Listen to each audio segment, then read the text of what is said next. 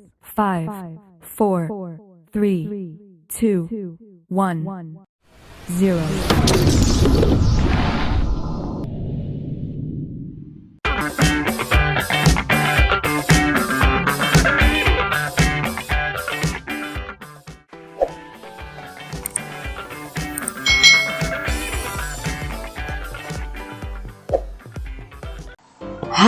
Hai.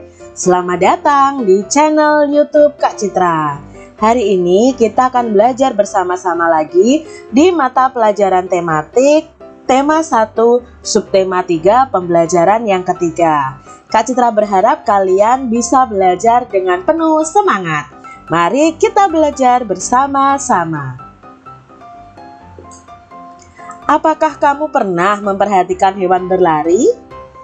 Apa perbedaan cara hewan berlari dengan manusia? Mengapa makhluk hidup diberi keterampilan berlari? Untuk memahaminya, ayo kita pelajari sambil mempraktekannya. Pernahkah kamu memperhatikan gerak hewan? Ternyata hewan juga bergerak dengan gerakan lokomotor dan gerakan non-lokomotor. Apakah adik-adik masih ingat apa yang dimaksud dengan gerakan lokomotor dan gerakan non-lokomotor? Mari kita ingat bersama-sama lagi. Gerakan lokomotor adalah gerakan yang dilakukan untuk transportasi atau berpindah tempat. Jadi intinya gerakan lokomotor itu gerakan berpindah tempat. Contohnya adalah berjalan, berlari, melompat, dan berguling. Gerakan non-lokomotor adalah gerakan yang dilakukan oleh manusia dan ditandai tanpa adanya perpindahan tempat dari satu tempat ke tempat yang lain. Jadi gerakan non-lokomotor itu tidak ada perpindahan tempat. Itu bedanya antara gerakan lokomotor dan gerakan non-lokomotor. Kamu sudah berlatih bagaimana melempar, menangkap, dan memukul bola pada pembelajaran sebelumnya adik-adik. Hari ini kamu akan mempraktekkan ketiga keterampilan tersebut dalam permainan rounders.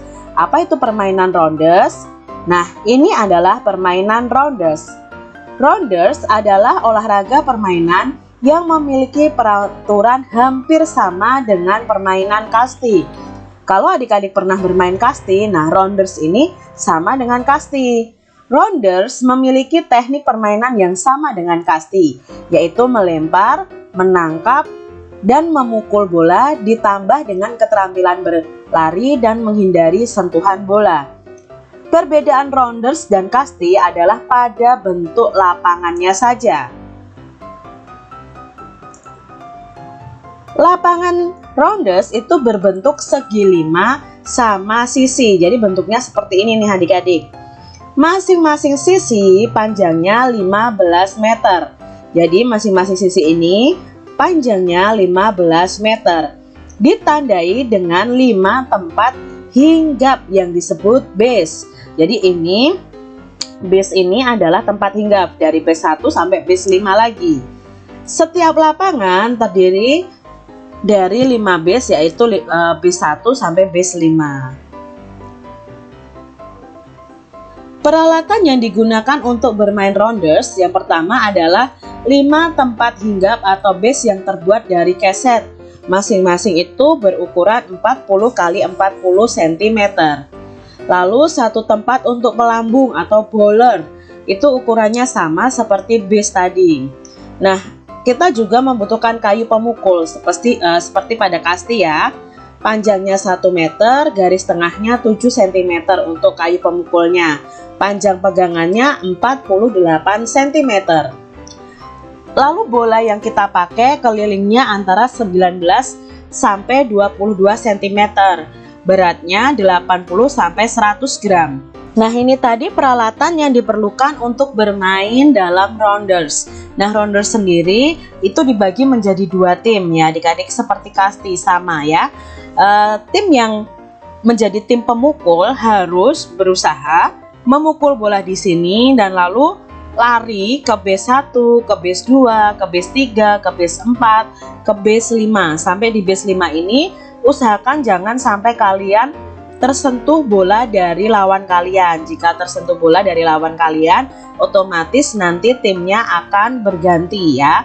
Yang awalnya jadi tim menjaga akan menjadi tim pemukul. Jadi permainan ini sangat mirip dengan kasti adik-adik. Jadi adik-adik bisa mempraktekannya dengan teman-teman kalian. Kamu telah mempelajari tentang pentingnya melestarikan hewan dan tumbuhan. Adakah yang dapat kamu lakukan untuk mempercepat perkembangan tumbuhan? Nah, kita ingat-ingat lagi adik-adik bahwa hewan dan tumbuhan itu mengalami perkembangan, mengalami pertumbuhan, dan mengalami perkembangbiakan untuk melestarikan jenisnya di alam. Kita akan belajar tentang perkembangbiakan tumbuhan baik secara generatif dan vegetatif. Apa itu perkembangbiakan generatif dan apa itu perkembangbiakan vegetatif? Kita akan pelajari bersama-sama. Yang pertama adalah perkembangbiakan generatif pada tumbuhan. Perkembangbiakan generatif terjadi pada tumbuhan berbiji dan melibatkan tumbuhan yang memiliki alat kelamin jantan dan alat kelamin betina pada tumbuhan tersebut. Proses perkembangbiakan generatif ini terjadi saat sel sperma dari benang sari bertemu dengan sel telur dalam bakal buah atau pada putik. Perkembangbiakan generatif itu terjadi pada tumbuhan berbiji karena nanti prosesnya akan melibatkan bakal buah yang akan tumbuh menjadi tanaman baru. Agar perkembangbiakan ini terjadi, maka bunga harus memiliki alat kelamin jantan berupa benang sari dan alat kelamin betina yaitu putik. Jadi ini adalah gambar benang sari ya adik-adik ya. Di sini ada benang sari, lalu di sini ada kepala putik. Jadi nanti ketika ada penyerbukan di sini bertemunya benang sari dan kepala putik, maka terjadi namanya perkembangbiakan pada tumbuhan. Namun tidak semua tumbuhan itu memiliki bagian yang lengkap, yaitu bunganya terdiri dari putik dan serbuk sari, karena ada jenis bunga yang lengkap dan ada jenis bunga yang tidak lengkap. Bunga lengkap terdiri dari putik dan benang sari yang terdapat pada satu pohon yang sama yang disebut dengan monoesis. Sedangkan bunga tidak lengkap berarti bunga jantan dan bunga betina ya ini berada di pohon yang berbeda yang disebut diesis. Jadi kalau bunga lengkap itu biasanya sel kelamin jantan dan kelamin betinanya itu ada di dalam satu bunga. Kalau bunga yang tidak lengkap itu putik dan benang sarinya tidak berada dalam satu bunga. Penyerbukan itu dapat dibantu oleh berbagai perantara. Jadi penyerbukan pada tumbuhan itu bisa dibantu melalui beberapa perantara. Karena tidak memiliki alat gerak yaitu tangan dan kaki, tumbuhan tidak bisa langsung melakukan perkembangbiakan generatif. Inilah sebabnya tumbuhan itu perlu dibantu oleh berbagai perantara untuk melakukan perkembangbiakan generatif dan menghasilkan buah atau tumbuhan baru. Setidaknya ada 4 perantara yang bisa membantu tumbuhan untuk melakukan perkembangbiakan generatif. Yang pertama adalah angin. Angin ini bisa membantu penyerbukan adik-adik. Penyerbukan dalam proses perkembangbiakan generatif pada tumbuhan bisa dibantu oleh angin sebagai perantara. Penyerbukan jenis ini biasanya terjadi pada bunga yang tidak mempunyai kelenjar madu dan tidak punya bunga. Tapi bunga ini punya serbuk sari yang dapat dengan mudah terbang karena tiupan angin. Seperti serbuk sari tertiup angin, nantinya serbuk sari bisa menempel pada putik ya, putik tumbuhan atau bunga lain. Tanaman yang penyerbukannya dibantu angin itu misalnya adalah kelapa dan jagung. Jadi kelapa dan jagung ini penyerbukannya dibantu oleh angin. Lalu perantara yang kedua adalah air. Selain oleh angin, penyerbukan pada tumbuhan juga dibantu oleh air sebagai perantara. Biasanya air sebagai perantara penyerbukan pada perkembangbiakan generatif ini terjadi pada tumbuhan yang hidupnya ada di air atau habitatnya ada di air. Penyerbukan sendiri akan terjadi ketika hujan ya adik-adik ya. Di sini hujan turun dan serbuk sari terkena lalu terbawa oleh air hujan. Contoh tumbuhan yang perantaranya penyerbukannya menggunakan air adalah tanaman ganggang. Jadi ini tanaman yang berada di dalam air. Mereka penyerbukannya dibantu oleh air. Lalu ada penyerbukan yang dibantu oleh hewan. Adik-adik mengetahui bahwa serangga dan hewan lainnya itu sangat berperan dalam penyerbukan dan perkembangbiakan generatif pada tumbuhan. Penyerbukan yang dibantu oleh hewan terjadi pada bunga yang menarik menurut para hewan. Menarik bisa diartikan punya warna yang mencolok, punya kelenjar madu, beraroma khas, maupun ukuran yang besar. Ada berbagai tumbuhan yang penyerbukannya dibantu oleh hewan, seperti pepaya, jambu, jeruk. Sedangkan hewan yang banyak membantu penyerbukan adalah lebah, kupu-kupu, hingga kelelawar. Yang terakhir adalah perantaranya manusia. Manusia juga bisa membantu proses perkembangbiakan generatif. Penyerbukan yang dilakukan manusia disebut sebagai penyerbukan buatan atau antropogami. Proses ini disebut penyerbukan buatan karena perkembangbiakannya dilakukan dengan cara menempelkan serbuk sari dari bunga jantan dengan bunga betina. Biasanya proses ini dilakukan pada beberapa tanaman seperti anggrek. Jadi proses penyerbukan pada anggrek ini dibantu oleh manusia. Perkembangbiakan tumbuhan vegetatif. Nah, sekarang kita akan belajar yang vegetatif. Nah, vegetatif sendiri itu terbagi menjadi dua, yaitu vegetatif buatan dan vegetatif alami. Yuk kita pelajari adik-adik. Apa itu perkembangbiakan vegetatif buatan pada tumbuhan? Perkembangbiakan vegetatif secara buatan adalah perkembangbiakan tumbuhan tanpa perkawinan dengan bantuan campur tangan manusia. Jadi di sini tidak ada pertemuan antara serbuk sari dan kepala putik. Ini murni bantuan manusia. Ini adalah contoh perkembangbiakan vegetatif buatan pada tumbuhan. Pada pembelajaran sebelumnya adik-adik sudah tahu nih, ini cara apa ya? Ya, ini adalah mencangkok. Mencangkok merupakan salah satu cara paling mudah untuk memperbanyak tanaman. Tujuan dari mencangkok itu adalah mendapatkan keturunan yang lebih bermutu dari suatu tumbuhan. Keuntungannya dalam mencangkok ini tanaman akan berbuah lebih cepat dengan mutunya itu sama dengan induknya. Tetapi ada kekurangannya nih adik-adik dalam mencangkok, karena kekurangannya itu terdapat pada akarnya. Tanaman hasil cangkokan ini akan mudah roboh karena memiliki akar serabut saja. Jadi akarnya tidak tunggang seperti pohon induknya. Nah, inilah yang menjadi kelemahan dari mencangkok. Vegetatif buatan yang kedua adalah stek batang. Nah, stek batang ini adalah perkembangbiakan pada tumbuhan dengan cara menanamkan potongan atau bagian dari tumbuhan. Bagian dari tumbuhan yang dapat ditanam berupa batang, tangkai, atau daun. Tidak semua tumbuhan itu dapat di-stek adik-adik. Contoh tumbuhan yang dapat di-stek adalah singkong dan mawar. Singkong dapat di-stek bagian batangnya, sedangkan mawar dapat di-stek itu bagian tangkainya. Cara men-stek, misalnya stek batang, adalah dengan memotong bagian batang secara runcing, kemudian menancapkannya ke dalam tanah. Selang beberapa hari kemudian, potongan tersebut mampu menumbuhkan akar dan tunas baru. Itu adalah vegetatif buatan yang kedua. Yang berikutnya adalah mengenten atau menyambung. Nah, menyambung ini dilakukan dengan cara menyambung pucuk tanaman dengan batang tanaman lain.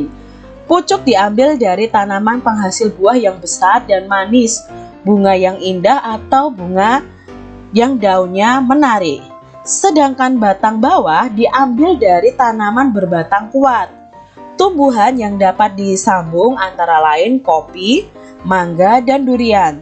Teknik menyambung ini bertujuan untuk memperoleh tumbuhan yang memiliki akar kuat, batang yang kokoh, serta rasa buah yang enak. Ini adalah teknik menyambung. Lalu berikutnya adalah vegetatif alami pada tumbuhan. Apa itu perkembangbiakan vegetatif alami? Nah, perkembangbiakan tumbuhan tanpa bantuan makhluk hidup lainnya.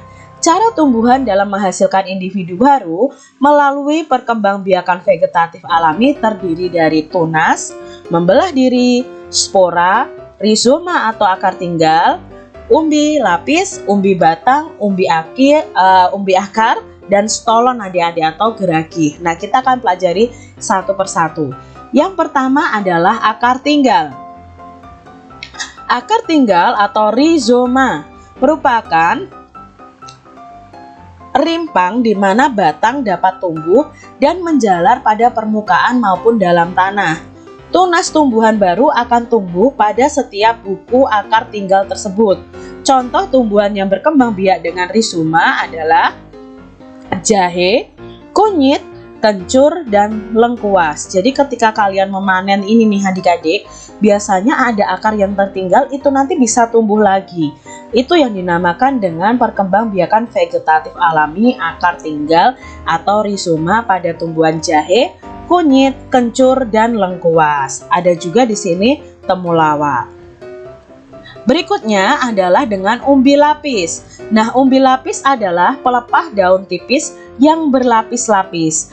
Pada bagian atas umbi akan tumbuh daun dan bagian bawah tumbuh akar seperti serabut membentuk cakram. Nah, ini pada tumbuhan bawang nih adik-adik. Contoh tumbuhan yang berkembang biak dengan umbi lapis adalah bawang merah, bawang putih, bunga tulip, dan bunga bakung. Nah, ini adalah perkembangbiakan vegetatif alami umbi lapis. Berikutnya ada umbi batang. Nah, umbi batang ini perkembangbiakan vegetatif alami.